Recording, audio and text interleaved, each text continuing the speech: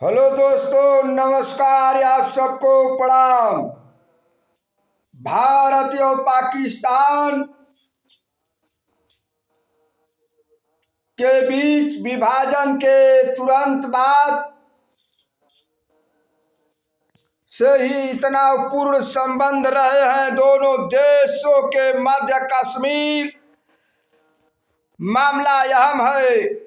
सामरिक मामलों जैसे सियाचिन ग्लेशियर पर नियंत्रण तथा हथियारों की होड़ के अलावा पाकिस्तान द्वारा प्रायोजित आतंकवाद के कारण पिछले 5 दशकों में दोनों देशों के संबंधों में काफी कटुता रही है।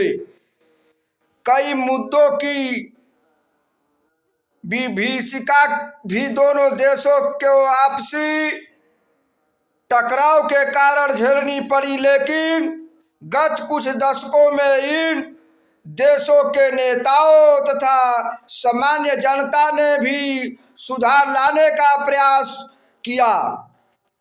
भारत ने प्रधानमंत्री अटल बिहारी वाजपेयी के कार्यकाल में वाजपेयी और मुशर्रफ के मध्य अनेक वार्ताएं सौहार्दपूर्ण वातावरण में संपन्न हुई। इसके बाद मनमोहन सिंह की सरकार में परराष्ट्र मंत्रालय के स्तर पर भी विदेश सेवा के उच्च अधिकारियों ने दोनों देशों के मध्य राजनीतिक घटनाक्रम के बाद पाकिस्तान के प्रधानमंत्री शहबाज शरीफ हैं।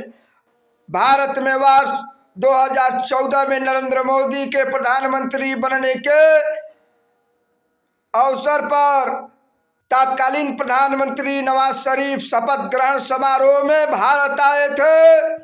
नरेंद्र मोदी और नवाज शरीफ की मुलाकात में दोनों देशों के बीच अच्छे संबंधों को बनाए रखने के लिए चर्चा हुई, लेकिन यह सब केवल दिखावा सिद्ध हुआ। पाकिस्तान ने भारत में लगातार आतंकी गतिविधियां जारी रखी। कश्मीर घाटी में आए दिन आतंकवादी हमले हो रहे हैं और 2019 में हुए पुलवामा हमले तथा 2025 में पहलगाम हमले के बाद दोनों देशों के बीच तनाव चरम पर है। पाक के खस्ता आर्थिक हालात में भी वह कश्मीर में धारा 370 को समाप्त करने पर लामबंदी करने में पीछे नहीं रहा है।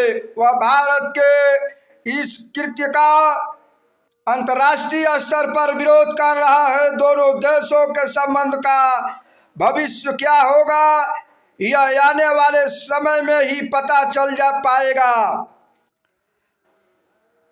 भारत भूटान के साथ भी बहुत अच्छे रिश्ते हैं और भूटान सरकार के साथ कोई बड़ा झगड़ा नहीं है।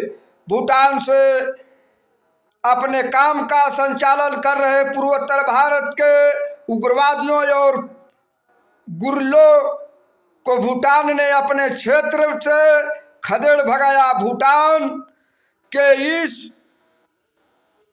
कदम से भारत को बड़ी मदद मिली है। भारत भूटान में पनबिजली की बड़ी परियोजनाओं में हाथ बटा रहा है। इस हिमालयी देश के विकास कार्यों के लिए सबसे ज्यादा अनुदान भारत से हासिल होता है।